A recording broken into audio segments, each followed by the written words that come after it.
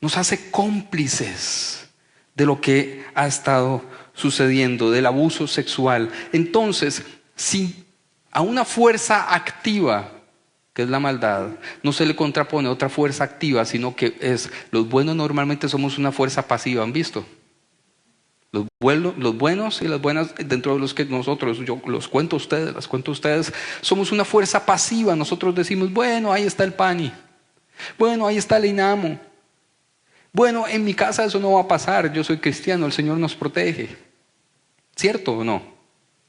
En mi casa eso no va a pasar, en mi familia eso no va a pasar. Pero si no hacemos algo activamente, nos va a explotar una bomba en la cara, probablemente. Y no queremos que eso nos pase.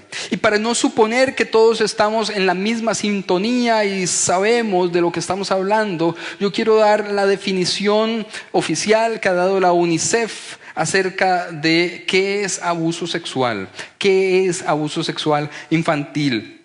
La UNICEF es el Fondo de las Naciones Unidas para la Infancia. Vean la definición. Dice, cualquier tipo de contacto o conversación donde se busca explotar sexualmente a un niño, niña o adolescente. Cualquier contacto físico o cualquier conversación inadecuada que busca, aquí dice la palabra explotar, pero vamos a explicar un poco más. Cualquier tipo de contacto o conversación en la que involucre la gratificación sexual del adulto o la adulta, utilizando al niño o a la niña para gratificarse sexualmente. No sé si me estoy explicando. Porque las conversaciones también suponen abuso sexual. Eso está caracterizado por una asimetría. Una asimetría. El adulto siempre es más poderoso, es más fuerte, sabe más, tiene noción de muchas cosas, versus el niño o la niña que no tiene ese poder, no tiene esa fuerza ni física, ni emocional, ni intelectual todavía. Y esas asimetrías se pueden ir multiplicando. Cuando el adulto está abusando sexualmente de un niño o una niña que tiene alguna discapacidad motora, intelectual o de cualquier otro tipo, se acentúa esa asimetría de poder, de fuerza, de conocimiento, de autoridad. Quien abusa entiende la sexualidad de una manera muy diferente a la víctima. Los niños y las niñas todavía no entienden qué es gratificación sexual, qué es placer. O por lo menos normalmente no se les ha enseñado eso.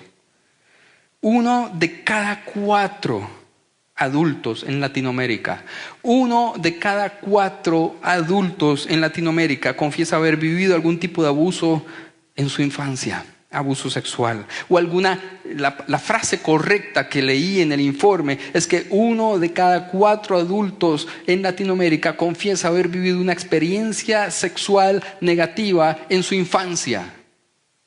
Lo cual significa que hubo abuso. Es decir, el 25% de la población adulta de Latinoamérica confiesa haber sido abusado sexualmente en alguna medida, en algún momento de su infancia.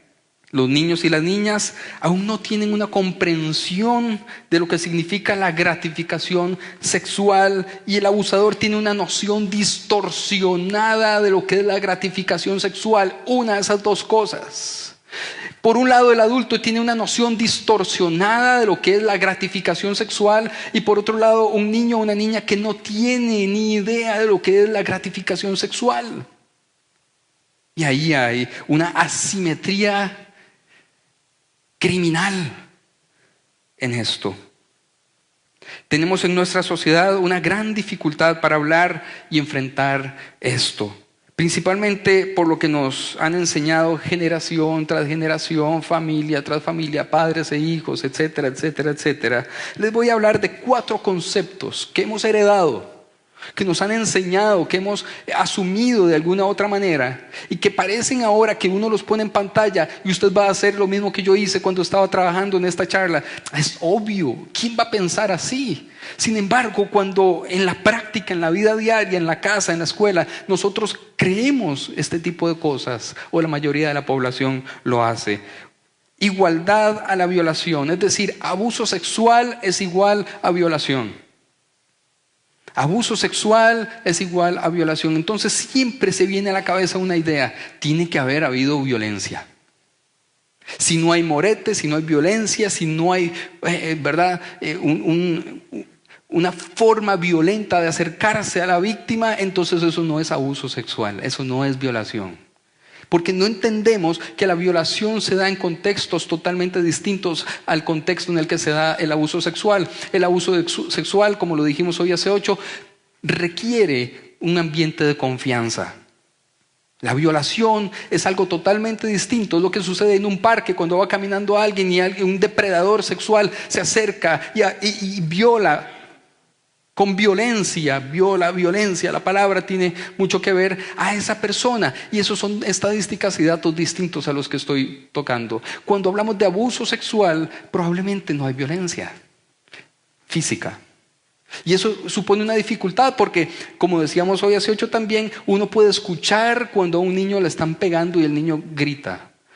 Pero el llanto de un niño o una niña abusada sexualmente es en silencio y va por dentro. 2, no hubo penetración. Hay mucha gente que dice, pero no hubo penetración, eso no es un abuso sexual. Y minimiza lo que está sucediendo alrededor de un abuso sexual dentro de una persona, un niño o una niña. 3, fue solo un manoseo. He escuchado tantas personas, tantas mamás, tantas abuelas, diciendo, no, bueno, fue solo un manoseo. Y minimiza el abuso sexual hablando de esto. Recuerden la definición de la UNICEF: incluso cualquier conversación inadecuada con un menor o una menor supone abuso sexual. Ni siquiera el manoseo. Antes del manoseo, una conversación que no es adecuada supone abuso sexual. ¿Me estoy explicando? Sí. Cuarta y última, fue solo algunas veces, y ya paró eso. Fue solo algunas veces. Se minimiza por el asunto de la frecuencia. Ahora, notemos que todo lo que hemos venido hablando desde hoy hace 8 y lo que estoy construyendo esta mañana también aplica exactamente igual, con algunos matices, con respecto a la violencia sexual contra las mujeres. Y voy a intentar entrar por lo menos durante unos minutos en el tema de la violencia o del abuso sexual contra las mujeres, en este caso mujeres y niñas.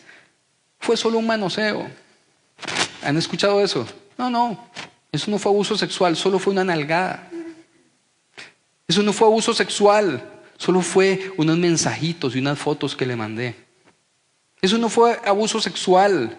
Y empezamos a enlistar cualquiera de estas. No hubo fuerza. ¿Por qué no hubo fuerza? Normalmente porque en el contexto de confianza, en esa asimetría de poder de la cual estamos hablando, probablemente no va a haber un forcejeo tan notorio. Y entonces mucha gente dice, no, fue complaciente. Ella se dejó. Ella colaboró, cooperó. Y sin embargo, sí es abuso sexual. Recordemos entonces que siempre hay una asimetría, es decir, una asimetría de fuerza. El hombre es más fuerte normalmente, físicamente, que la mujer. De autoridad. Y esto lo ha fomentado la iglesia o las iglesias, pongámoslo en plural, de una manera atroz. Una mala interpretación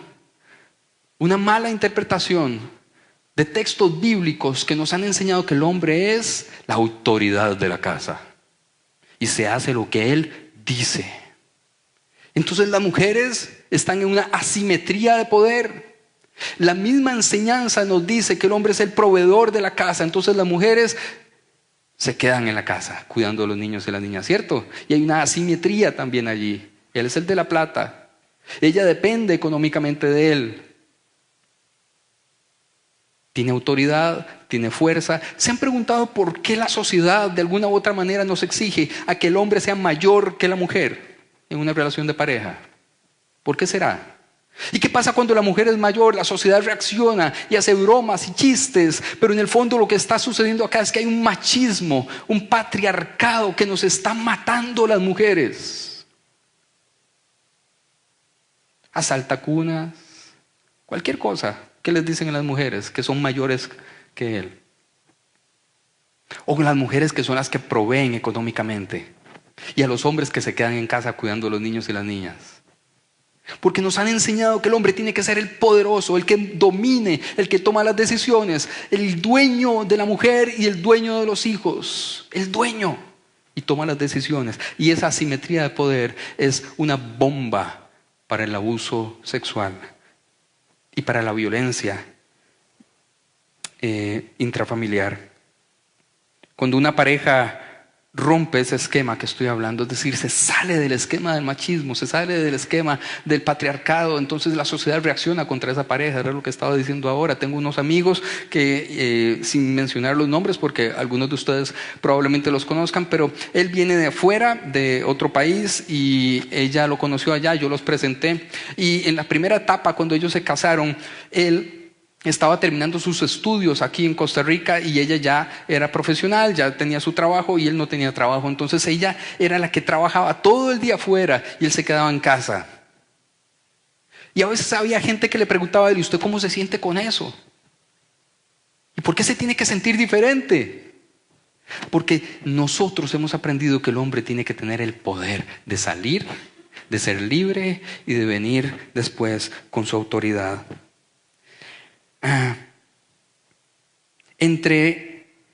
Según el Observatorio de Violencia de Género contra las Mujeres, entre el 1 de enero del 2010 y el 31 de diciembre del 2017, fueron solicitadas un total de 384.112 medidas de protección para un promedio de 132 medidas de protección por día. 132 medidas de protección que solicitan las mujeres por día. ¿Recuerdan algo que dije hoy hace 8? Lo que guarda y lo que callamos, lo que guarda una sociedad, esa es su mayor enfermedad. Y no hablamos de esto. No hablamos de esto. Déjenme acomodarme un momento esto, que no sé qué es lo que está molestando al micrófono. No hablamos demasiado de esto, suficiente de esto, y lo que callamos es nuestra enfermedad, es lo que nos enferma. En Costa Rica, y vamos a entrar a un tema que es tal vez el culmen atroz de esto, del machismo y del patriarcado y todas estas nociones que hemos ido aprendiendo equivocadamente acerca de qué es abuso y qué no es abuso. El culmen de todo eso es el femicidio, ¿cierto? En Costa Rica del 2007, de enero del 2007 al 31 de diciembre del 2017, hubo un total de 313 femicidios. Este año yo quiero leer por nombre, porque quiero que entendamos que son personas de verdad, que no son números, que no son simple y sencillamente casos, estadísticas. Quiero leer los últimos 7 casos con nombre y apellido. María Aranchazu Gutiérrez López, el sábado 4 de agosto. Marisol de Los Ángeles Estrada Mejías, el 21 de septiembre. Margarita Flores Castro, el 16 de octubre. Marilyn Rojas Jiménez, el 21 de octubre. Flor de María López Dávila, el 22 de octubre. Ángela Falla Romero, el 26 de octubre. Y Cinia Lara Amador, el 27 de octubre. Son las últimas 7 mujeres. Y muchas personas dicen: sí, pero ¿por qué ellas no denuncian? ¿Y por qué ellas se callan? ¿Y por qué le aguantan? ¿Y por qué no lo dejan? ¿Recuerdan lo que hablamos de la asimetría de poder? La asimetría. Hay algo ahí que se llama síndrome de indefensión adquirida. Y si no hacemos algo desde niños y niñas, van a crecer creyendo que tienen que vivir siendo víctimas de relaciones tóxicas, de relaciones abusivas, de relaciones violentas. Y es difícil salir de ese síndrome. Es muy difícil salir de ese síndrome. Crecer creyendo que siempre tendrá que ser víctima de relaciones tóxicas, abusivas. Crecer creyendo que no tiene otra opción porque depende de él, porque sus hijos dependen de esto, porque siente culpa, porque la sociedad y la iglesia los revictimizan. ¿Recuerdan que les dije que me encanta ver videos de los niños respondiendo y las niñas respondiendo preguntas complicadas? Tengo uno para ustedes. Voy a ponerlo acá. Y quiero que le pongan mucha atención porque está en inglés pero tiene subtítulos. Espero que todos, al igual que yo, hayan traído sus anteojos. Vamos a verlo, por favor, pongámosle mucha atención.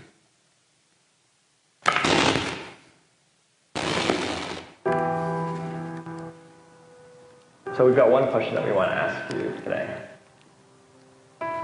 Okay, well, what's that question?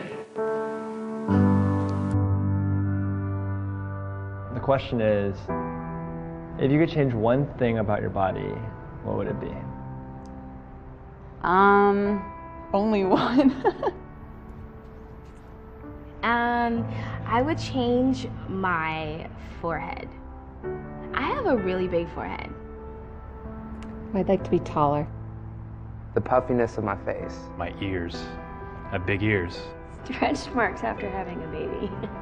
A lot of times, like, kids would make fun of me, like, hey man, you get big ears, you got Dumbo over there, you know? Definitely my skin, because I've dealt with acne and eczema issues ever since I was a little kid. 我小时候，因为大家比较喜欢大眼睛的那种美女，所以我就也希望自己眼睛能大。Can you sit on the chair? No.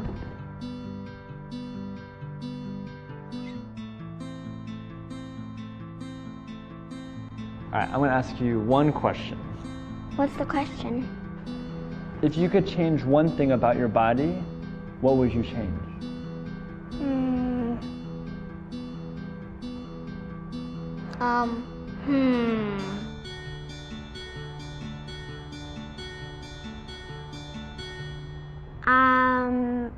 Have a mermaid tail.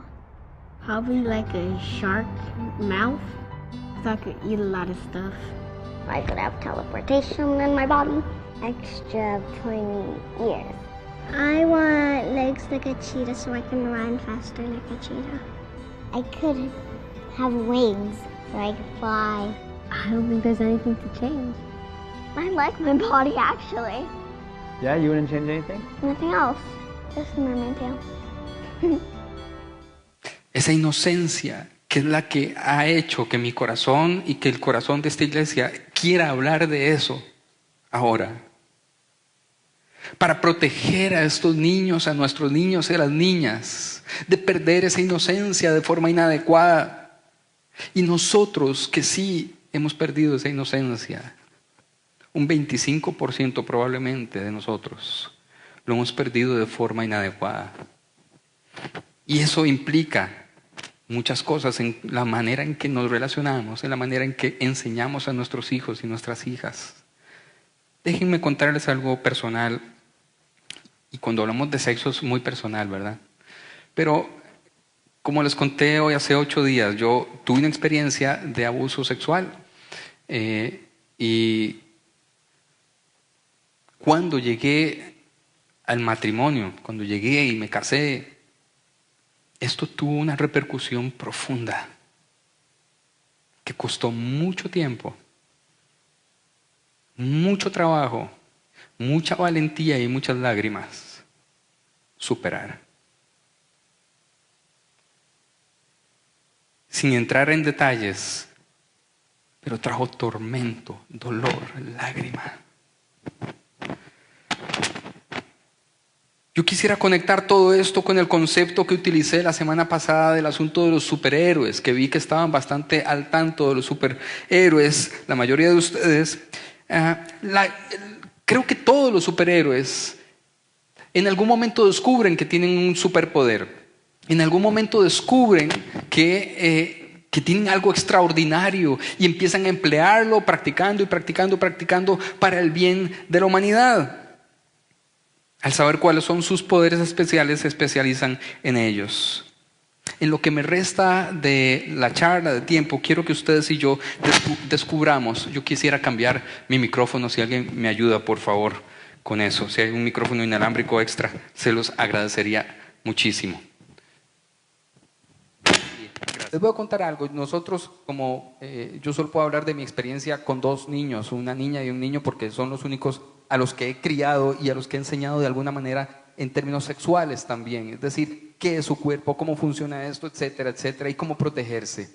Pero les dijimos a Santiago y a Paula que a ningún hombre o mujer desconocido que se le acerque a ofrecerle algo, a hablarle, a decirle que venga, que tome, cualquier cosa, no le haga caso. Y lo primero que tiene que hacer es salir corriendo en la dirección contraria, buscándonos a nosotros o a alguien conocido. Y un día de estos fui a una oficina de telefonía, de la telefonía que yo utilizo, y el guarda de allí, el guarda uniformado, agarró, supongo que es algo que lo hacen continuamente con todos los niños que llegan ahí, un librito y unos lápices. Y yo ya estaba hablando con el que me estaba atendiendo y Santiago andaba por ahí merodeando. Y este señor se le acercó para darle lápices y el librito, y donde Santiago lo vio, hizo exactamente lo que yo le dije. Agarró y salió soplado con toda su fuerza y con toda su velocidad y me agarró. Y vuelvo a ver yo, a ver qué era lo que estaba pasando, y está el guarda. Yo nada más quería darle este librito. Sí, cuando ellos empiezan a descubrir que tienen un poder para defenderse, probablemente tienen que afinar la puntería. Pero prefiero eso 1.000.000 de veces a que no sepa que tiene el poder para defenderse de alguna manera. Un hombre llamado Salomón, de la historia bíblica, hace unos 3.000 años, habló de esto y escribió precisamente acerca del abuso sexual. Hoy hace 8 solo utilicé un texto muy pequeño, ¿cierto? Hoy vamos a hablar un poco más de la Biblia. Recordemos que en su propia familia, la familia del rey Salomón, hubo abuso sexual. Un hermano de él abusó sexualmente de una hermana de él. Este hermano se llamaba Amnón y la hermana se llamaba Tamar. ¿Alguien se sabe la historia del abuso sexual allí? ¿Cómo se llamaba el papá de ellos? El rey David. El rey David. En la casa del rey David, de donde viene nuestro Salvador, hubo abuso sexual. Quiero que mastiquen eso profundamente. En la misma casa de donde viene nuestro Mesías, nuestro Salvador, en esa casa hubo abuso sexual. Y eso marca bien. David tenía este hijo Amnón que hizo lo siguiente, y voy a leer textualmente de 2 de Samuel capítulo 13 en la Nueva Versión Internacional. Póngame atención porque aquí solo van a ir apareciendo textos muy pequeños. Así que Amnón se acostó y fingió estar enfermo. Y cuando el rey fue a verlo, Amnón le dijo: por favor, que venga mi hermana Tamar a prepararme aquí mismo 2 tortas y que me las sirva. David, que era el papá, envió un mensajero a la casa de Tamar para que le diera este recado: ve a casa de tu hermano Amnón y prepárale comida. Tamar fue a casa de su hermano Amnón y lo encontró acostado. Tomó harina, la amasó, preparó las tortas allí mismo y las coció. Versículo 9. Luego tomó la sartén para servirle, pero Amnón se negó a comer y ordenó: fuera de aquí todos. Una vez que todos salieron, Amnón le dijo a Tamar: trae la comida a mi habitación y dame de comer tú misma. Ella tomó las tortas que había preparado y se las llevó a su hermano Amnón a la habitación. Pero cuando se le acercó para darle de comer, él la agarró por la fuerza y le dijo: ven, hermanita, acuéstate conmigo. Pero ella exclamó: no, hermano mío, no me humilles, que esto no se hace en Israel. No cometas esta infamia. ¿A dónde iría yo con mi vergüenza? ¿Y qué sería de ti? Serías visto en Israel como un depravado. y como era más fuerte que ella, la forzó a tener relaciones sexuales con él. Noten que en esta historia se resume todo lo que he intentado enseñar sobre el abuso sexual. En primer lugar, en un ambiente de confianza. ¿Dónde es que sucede el abuso sexual normalmente? En casa. O por familiares cercanos, o amigos de la familia muy cercanos. Pero en un ambiente de confianza. 2, la asimetría de fuerza y de poder. Propicia esto. Y ahí está el abuso sexual, que luego generó algo todavía, una cadena de tragedias, generó un asesinato dentro de la casa de David. Así que Salomón, quien era hermano de Amnón y hermano de Tamar, vio el abuso sexual, supo de ese abuso sexual y reacciona de esta manera y establece algo que tiene que ser norma para usted y para mí. Y lo escribe en su libro de Proverbios y dice lo siguiente: habla a favor de los que no pueden hablar. Yo creo que él tenía en mente esto, porque esta experiencia cruza, traspasa. Habla a favor de los que no pueden hablar por sí mismos. Garantiza justicia para todos los abatidos. Sí, habla a favor de los pobres e indefensos y asegúrate de que se les haga justicia. Pensemos en esto, tanto los niños, las niñas como las mujeres que son víctimas de abuso no tienen voz. Y la reacción normal de los padres, de muchos padres, cuando un niño o una niña les cuenta una historia de estas, es no creerles. Es no creerles o minimizarlo con todas las otras cosas que acabo de decir. Pues solo un manoseo, ya eso pasó, no hubo violencia, no hubo penetración. Papi, es que fulanito de tal me habla de estas cosas y me enseña estas cosas. Eso no es abuso sexual. Por supuesto que hay abuso sexual. Y lo que dice Salomón es: hable a favor de los que se han quedado sin voz, porque el abuso sexual le roba la voz a las víctimas. Igual con las mujeres. Pero déjalo, divorciate de él. Si se queda ahí es porque le cuadra, ¿cierto o no? ¿Han escuchado ese tipo de frases? Si no se va es porque está consintiendo. Hable a favor de los que se han quedado sin voz, a favor de los indefensos, de los abatidos. La asimetría de poder que mencionamos juega un rol terrible acá, tanto en niños y niñas como en mujeres. Así que quiero ir aterrizando esta charla, descubriendo nuestros poderes, lo que usted y yo sí podemos hacer, lo que usted y yo sí tenemos en nuestras manos, lo que nos va a transformar en superhéroes de esta historia. Esta es la pregunta que muchos de ustedes y muchos de nosotros nos hacemos. ¿Tengo algún poder para disminuir la cifra de niños, niñas y mujeres víctimas del abuso sexual y la violencia? ¿Qué puedo hacer yo? Es algo tan etéreo, es algo tan difícil, es algo tan complicado, es algo tan raro, que para eso está el PANI, para eso está el INAMU, para eso están otras entidades, para eso está la policía, para eso está el OIJ, para eso está el 911, por cierto. Pero el primer poder que sí tenemos nosotros es este: entrenamiento e instrucción a nuestros hijos e hijas. Y en este caso me refiero a la instrucción a los menores, a los niños y niñas, porque eso va a ayudarles a no entrar en relaciones tóxicas, en relaciones de abuso en el futuro, pero también a defenderse para que no ocurra ahora en esta etapa de sus vidas. Esto es lo que escribió Salomón acerca de la instrucción. Instruye al niño o a la niña en el camino correcto, y aún en su vejez sabrá defenderse. Y aún en su vejez podrá reaccionar correctamente ante el abuso sexual. Pero enséñele al niño y a la niña, instruya, porque ese es el poder que ellos van a descubrir. Y ese es el poder que usted y yo tenemos para cambiar la historia. Una de las grandes herramientas que quiero enseñarles y que aprendamos: cuando instruimos a nuestros hijos e hijas, los preparamos para el futuro.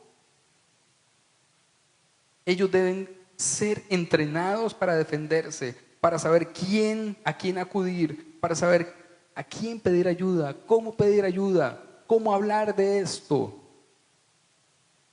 Hay que prepararlos. Pero también si les enseñamos y los instruimos en esas primeras etapas de su vida, estamos haciendo mejores ciudadanos que no van a tener ni la intención no van a repetir historias de abuso, ni van a estar en relaciones abusivas en el futuro. Es decir, estaremos creando una mejor sociedad.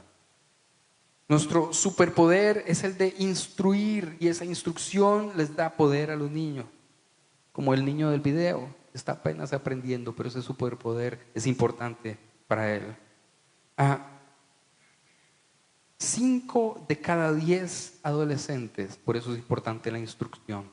5 de cada 10 adolescentes que entran a internet son contactados por depredadores sexuales. 5 de cada 10. Y si usted y yo no instruimos, ¿cuál es la defensa? ¿Cuál es el superpoder? Quitarles internet. Se van a ir a conectar a cualquier otro lado. El superpoder que usted y yo tenemos no es aislarlos, es instruirlos. Es que puedan defenderse. 5 de cada 10 son contactados. 9 de cada 10 abusos son cometidos dentro del hogar. 9 de cada 10. Así que nuestro poder es instruir a nuestros hijos e hijas para que ellos descubran el poder que sí tienen. Algunos estudios, incluidos de la UNICEF, dicen lo siguiente, y esto me llamó muchísimo la atención. Si entrenamos a nuestros niños, reduciremos, vea el poder que usted y yo tenemos, reduciremos en un 80% los casos de abuso en nuestras ciudades. En un 80%, entrenando, enseñando, informando a nuestros hijos e hijas. Es decir, que de 10 abusos disminuiríamos a solo 2 abusos con el hecho de estar instruyendo a nuestros hijos. Eso es lo que dicen las investigaciones serias, que la cifra cae abruptamente cuando los niños y las niñas están bien informados, cuando los niños y las niñas saben qué hacer. Ese es el primer superpoder que yo quiero animarlo a ejercer. Y quiero terminar dando 3 consejos para poder hacer eso. 3 consejos para poder instruir a nuestros menores. No importa si usted no es el papá, usted también va a tener herramientas para poder detener o minimizar los casos de este flagelo.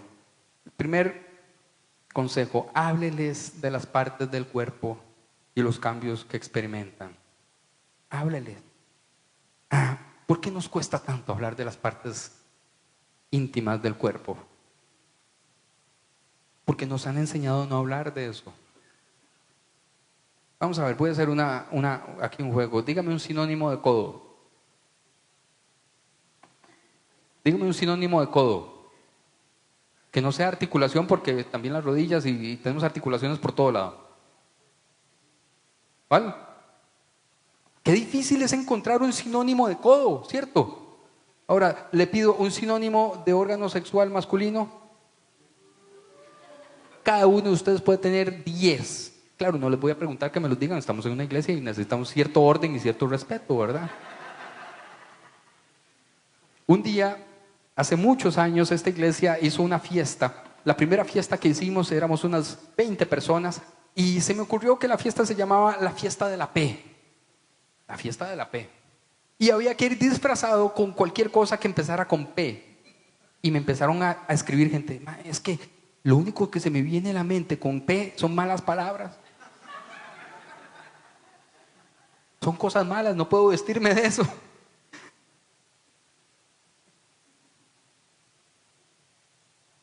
Tenemos palabras para no decir la palabra correcta de nuestros órganos sexuales, reproductivos. Desde las palabras más cuchicuchi hasta las más groseras y atroces. Pero tenemos una gama enorme de eso. Porque llamarlos con sinónimos nos hace sentir menos incómodos que llamarlos como son. Por ejemplo, hablar de los genitales femeninos. La mayor parte de la gente no sabe a lo que nos referimos con todos esos sinónimos, no es a la vagina, sino que es a la vulva. ¿Saben cuál es la diferencia entre vagina y vulva? Yo sé que soy pastor y estamos en una iglesia y no estamos dando clases de anatomía femenina en este momento. Pero hay una diferencia enorme. ¿Usted se imagina que yo no sepa la diferencia entre testículos y pene? Es atroz. Y puede haber confusiones en esto. Es súper importante que nuestros hijos, nuestras hijas sepan cómo se llama, cómo se usa, quién puede tocar, cómo se puede tocar, en qué momento se puede tocar. Y si alguien hace algo en esas áreas que no está dentro de lo que les enseñamos, ¿qué hay que hacer para defenderse? ¿Quién puede ver, tocar esas partes? ¿Cómo se debe tocar, etcétera? Quiero recomendar, porque nadie sabe mucho de esto, este libro es fabuloso, lo he estado leyendo, no me lo he terminado. El autor se llama así, Dr. Kevin Lehman, y ha escrito junto a Kathy Flores Bell. Se llama Guía Fácil para Padres Cobardes que quieren hablar honestamente de sexo con sus hijos. Está muy bueno. Lo repito, Guía Fácil para Padres Cobardes que quieren hablar honestamente de sexo con sus hijos. Nuestros hijos aprenden sobre lo que es apropiado por dos vías: modelaje e información.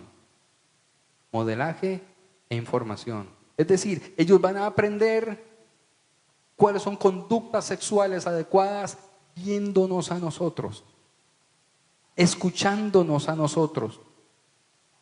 Pero también van a aprender siendo informados por nosotros. Y yo escucho muchos padres decir: cuando cumpla 18 voy a tener la conversación con él. Cuando ella cumpla 15, cuando le venga la regla, voy a tener la conversación. La conversación es continua desde que nacen. Desde que nacen. Cuando los estamos bañando y los bebés ni siquiera saben lo que está pasando, empieza la conversación acerca de lo que es su cuerpo, acerca de lo que es sano, de lo que es adecuado. Y luego cuando se bañan con nosotros, seguimos esa conversación. Y luego cuando ellos se bañan solos y solas, seguimos esa conversación.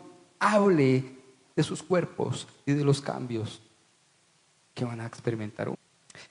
Y yo sé que se me fue el tiempo esta mañana, pero de hoy en 8 yo quiero seguir con estos 3 o 4 herramientas más para poder ejercer nuestro poder, para disminuir los casos de abuso sexual y para poder proteger, defender a las mujeres, a las niñas, a las adolescentes, a los niños de este flagelo tan terrible que tenemos en nuestra sociedad. Pero no quiero terminar sin antes recordarles qué tipo de iglesia somos nosotros. ¿Por qué? Porque este tema requiere valentía, ¿cierto o no? Este tema requiere valentía y somos una iglesia valiente que va a hablar de esto. Y no solamente denunciar, sino informar, dar herramientas. Necesitamos ser valientes para esto. Entonces, yo quiero, antes de orar, que recordemos este video de nuestra canción lema de este año, que es la canción de nuestro 10º aniversario, que se llama Bold, valientes, atrevidos. ¿Qué más podemos decir de esa palabra? Osados. Y vamos a dar pasos osados porque queremos y nos impulsa las ganas enormes de proteger la inocencia de nuestros niños, nuestras niñas. Vamos a ver este video, por favor.